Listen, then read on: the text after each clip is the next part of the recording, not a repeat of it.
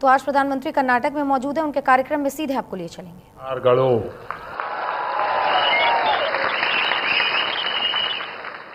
कर्नाटका के गवर्नर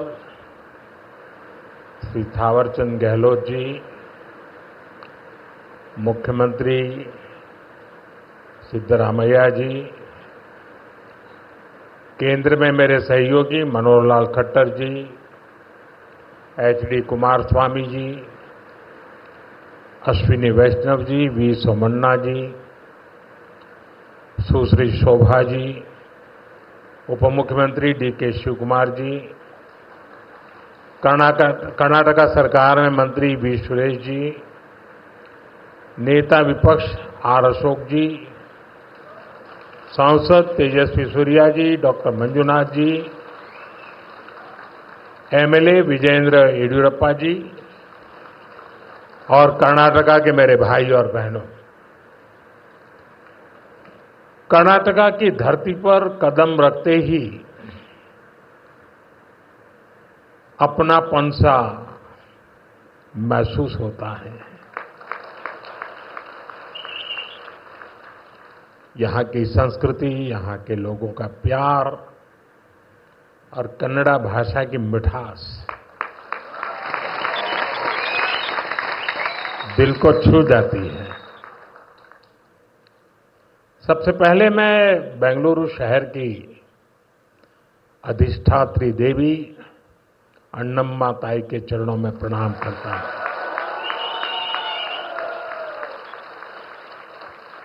सदियों पहले नाड़ प्रभु केम्पेगौड़ा जी ने बेंगलुरु शहर की नींव रखी थी। उन्होंने एक ऐसे शहर की संकल्पना की थी जो अपनी परंपराओं से भी जुड़ा हो और साथ ही प्रगति की नई ऊंचाइयों को भी छुए। बेंगलुरु ने अपनी उस स्पिरिट को हमेशा जिया, हमेशा उसे सहज कर रखा और आज बेंगलुरु उस सपने को साकार कर रहा है। साथियों, बेंगलुरु को हम एक ऐसे शहर के रूप में उभरता देख रहे हैं जो न्यू इंडिया के राइज का सिंबल बन चुका है। एक ऐसा शहर जिसकी आत्मा में तत्वज्ञान है और जिसके एक्शन में टेक ज्ञान है। एक ऐसा शहर जिसने ग्लोबल आईटी मैप पर भारत का परचम लहराया है। बेंगलुरु की इस सक्सेस स्टोरी के पीछे अगर कोई है तो वो यहां के लोगों की, आप सबकी मेहनत और आप सबकी टैलेंट है।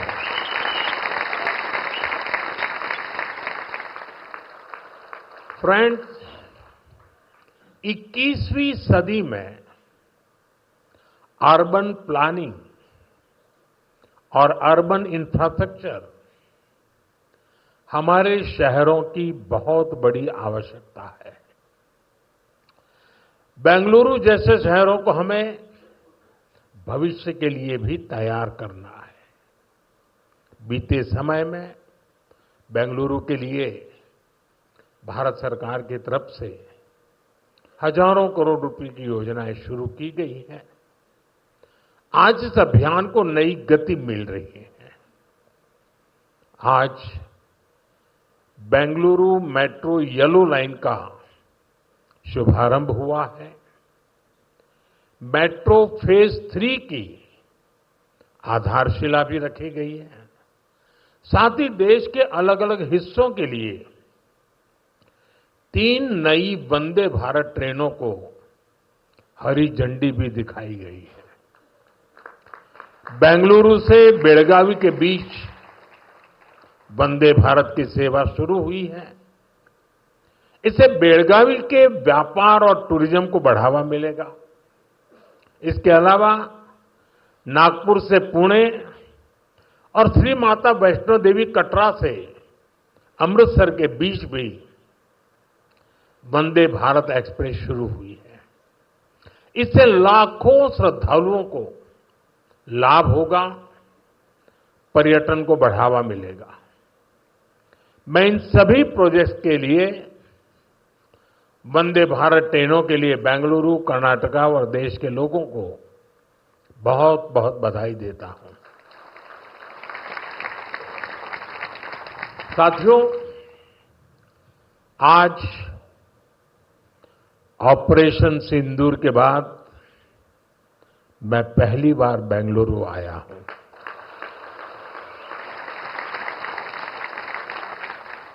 ऑपरेशन सिंदूर में भारतीय सेनाओं की सफलता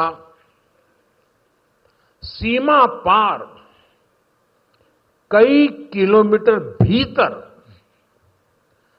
आतंकवादी ठिकानों को नेस्त नाबूद करने की ताकत और आतंकवादियों के बचाव में उतरे पाकिस्तान को कुछ ही घंटों में घुटनों पर लाने की हमारी क्षमता पूरी दुनिया ने नए भारत के इस स्वरूप के दर्शन किए हैं।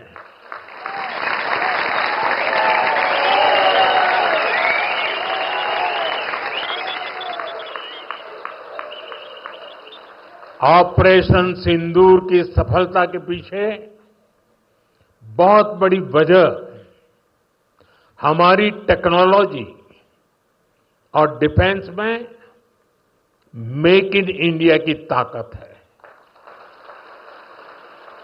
और इसमें बेंगलुरु और कर्नाटका के युवाओं का भी बहुत बड़ा योगदान है। मैं इसके लिए भी आज आप सभी का अभिनंदन करता हूं। साथियों, आज बेंगलुरु की पहचान दुनिया के बड़े सिटीज के साथ होती है। हमें ग्लोबली कॉम्पीट भी करना है, इतना ही नहीं, लीड भी करना है। हम तभी आगे निकलेंगे जब हमारे शहर स्मार्ट होंगे, फास्ट होंगे, एफिशिएंट होंगे। इसलिए आज मॉडर्न इंफ्रा के लिए प्रोजेक्ट पूरे कराने पर हमारा इतना जोर है। आज आरवी रोड से बोम्मा संद्रा तक येलो लाइन शुरू हुई है। ये बेंगलुरु के कई अहम एरियाज को आपस में कनेक्ट करेगी। बसवनगुड़ी से इलेक्ट्रॉनिक सिटी तक ये सफर में भी अब सब कम समय लगेगा। इससे लाखों लोगों के जीवन में ईज ऑफ लिविंग बढ़ेगी, ईज ऑफ वर्किंग बढ़ेगी।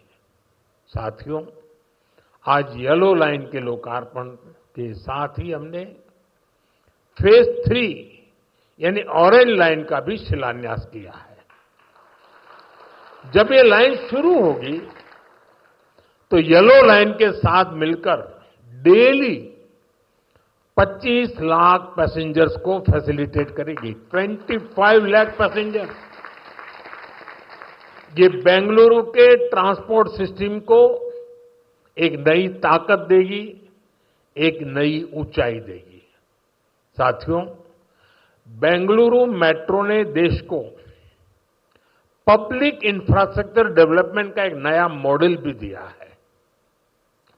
बेंगलुरु मेट्रो कई अहम स्टेशनों के लिए इंफोसिस फाउंडेशन, बायोकॉन और डेल्टा इलेक्ट्रॉनिक जैसी कंपनियों ने पार्ट फंडिंग की है। सीएसआर के इस्तेमाल का ये मॉडल एक बड़ी प्रेरणा है। मैं इस अभिनव प्रयास के लिए कॉरपोरेट सेक्टर को बहुत बहुत बधाई देता हूं। साथियों, आज भारत दुनिया की फास्टेस्ट ग्रोइंग मेजर इकोनॉमी है। पिछले 11 इयर्स में हमारी इकोनॉमी 10वें नंबर से टॉप 5 में पहुंच गई। हम बहुत तेजी से टॉप 3 इकोनॉमी बनने की ओर आगे बढ़ रहे हैं।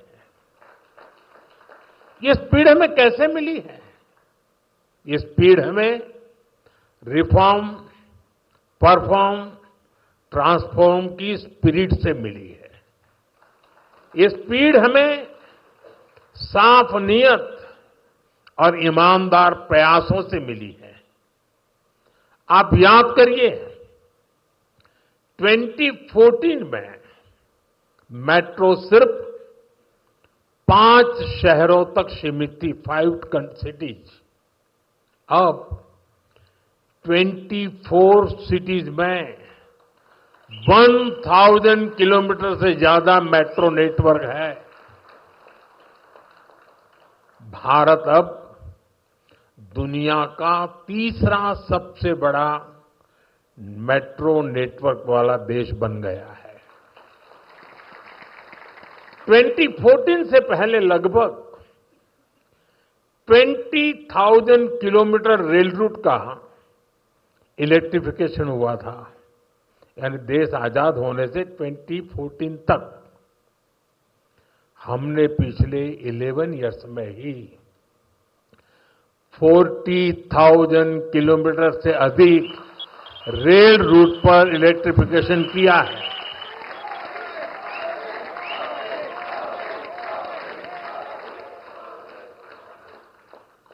साथियों, जल, थल, नभ कुछ भी अछूता नहीं रखा है। फ्रेंड, जमीन ही नहीं, देश की उपलब्धियों का परचम आसमान में भी लहरा रहा है। 2014 तक भारत में सिर्फ 74 एयरपोर्ट थे। अब इनकी संख्या बढ़कर 160 से ज्यादा हो गई है।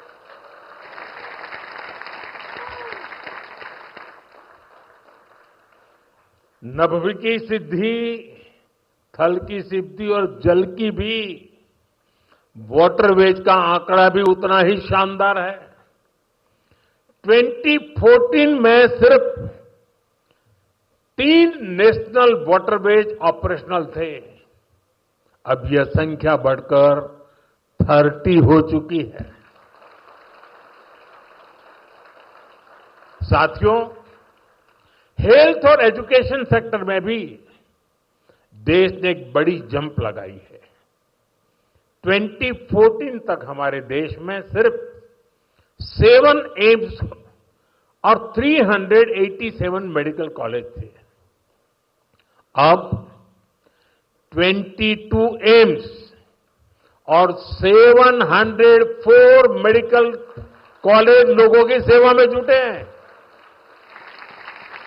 बीते 11 साल में देश में मेडिकल की 1 लाख से ज्यादा नई सीटें जुड़ी है। आप कल्पना कर सकते हैं इससे हमारे मिडिल क्लास के बच्चों को कितना फायदा है। इन 11 वर्षों में आईआईटी की संख्या भी 16 से बढ़कर 23, ट्रिपल आईटी की संख्या 9 से बढ़कर 25 और आईएम्स की संख्या 13 से बढ़कर 21 हो चुकी है। यानी आज स्टूडेंट्स के लिए हायर एजुकेशन में ज्यादा से ज्यादा मौके बन रहे हैं। साथियों, आज देश जिस गति से आगे बढ़ रहा है, उसी गति से गरीब और वंचित का जीवन भी बदल रहा है। हमने प्रधानमंत्री आवास योजना के तहत 4 करोड़ से अधिक पक्के घर दिए हैं।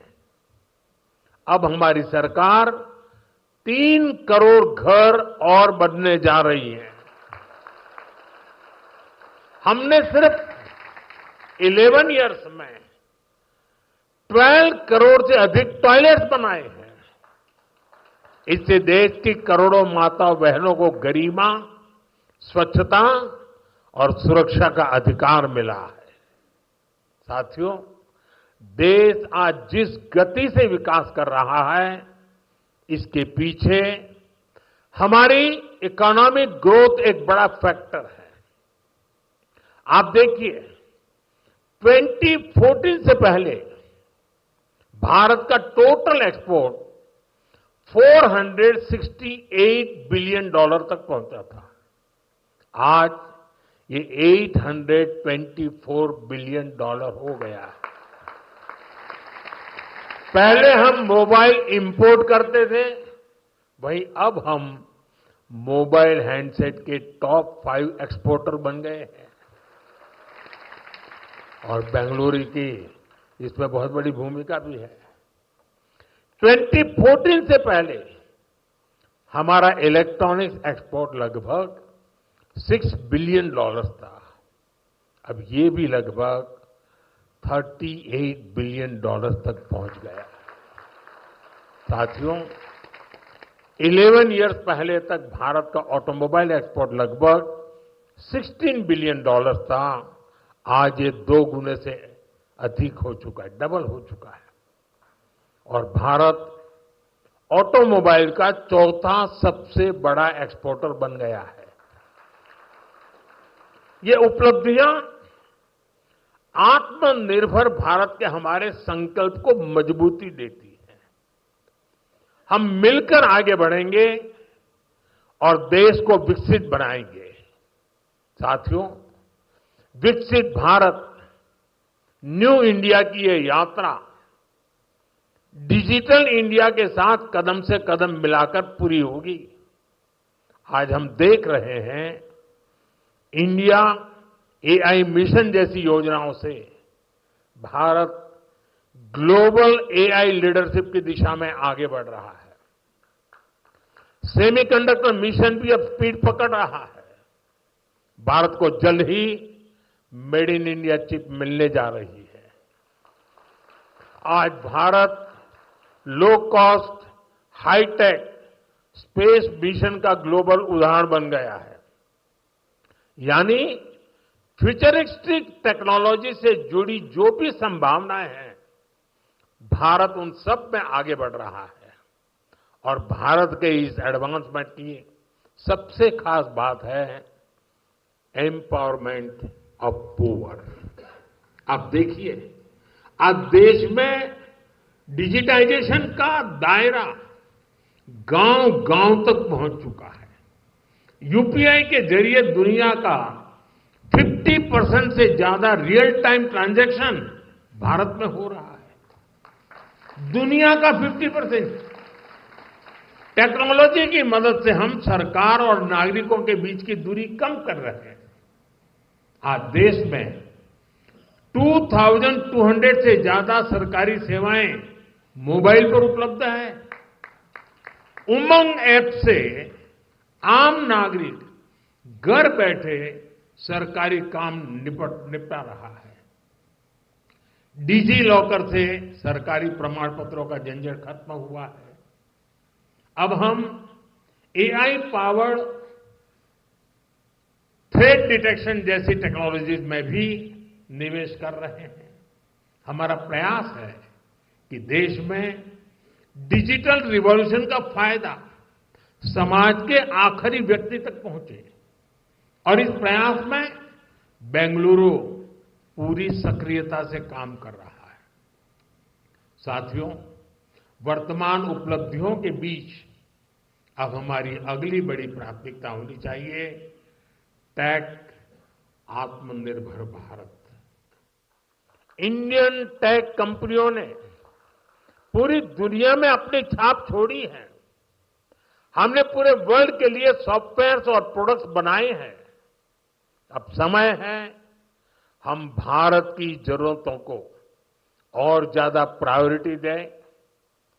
हमें नए प्रोडक्ट्स डेवलप करने में और तेजी से आगे बढ़ना है। आज हर डोमेन में सॉफ्टवेयर और ऐप्स का इस्तेमाल हो रहा है। इसमें भारत नई ऊंचाई पर पहुंचे, ये बहुत जरूरी है। जो इमर्जिंग फील्ड्स है, हमें उनमें भी लीड लेने के लिए काम करना होगा। हमें मेक इन इंडिया में मैन्युफैक्चरिंग सेक्टर में भी बेंगलुरु और कर्नाटका की प्रेजेंस को और मजबूत करना है। और मेरा आग्रह है, हमारे products zero defect, zero effect के स्टैंडर्ड पर टॉप क्वालिटी के होने चाहिए। यानी बिना डिफेक्ट वाले प्रोडक्ट हो और उन्हें बनाने का नेगेटिव इफेक्ट पर्यावरण पर भी न पड़े। मेरी अपेक्षा है कर्नाटका का टैलेंट आत्मनिर्भर भारत के इस विजन को लीड करे। साथियों, केंद्र सरकार हो या राज्य सरकार, हम सभी जनता की सेवा के लिए हैं। हमें देशवासियों की बेहतरी के लिए साथ मिलकर कदम उठाने हैं। इस दिशा में एक जो सबसे जरूरी जिम्मेदारी है, वो है नए रिफॉर्म्स। बीते एक दशक में हमने लगातार रिफॉर्म्स को आगे बढ़ाया है।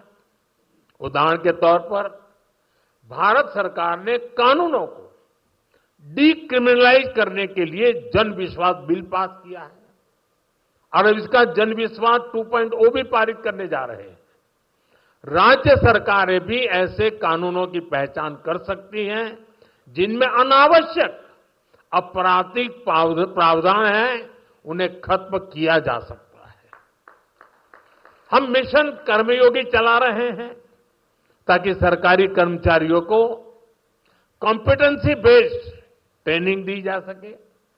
राज्य भी अपने अधिकारियों के लिए इस लर्निंग फ्रेमवर्क को अपना सकते हैं। हमने एस्पिरेशनल डिस्ट्रिक्ट प्रोग्राम और एस्पिरेशनल ब्लॉक प्रोग्राम पर बहुत जोर दिया है। राज्य भी इसी तरह अपने यहां ऐसे क्षेत्रों की पहचान कर सकते हैं जिन्हें विशेष ध्यान की आवश्यकता है। हमें राज्य सरकार के स्तर पर भी नए रिफॉर्म्स को लगातार पुश करना चाहिए। मुझे विश्वास है हमारे ये साझे प्रयास कर्नाटका को विकास की नई ऊंचाई पर ले जाएंगे। हम साथ मिलकर विकसित भारत के संकल्प को पूरा करेंगे।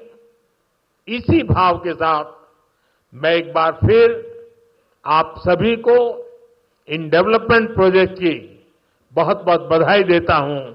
बहुत बहुत धन्यवाद।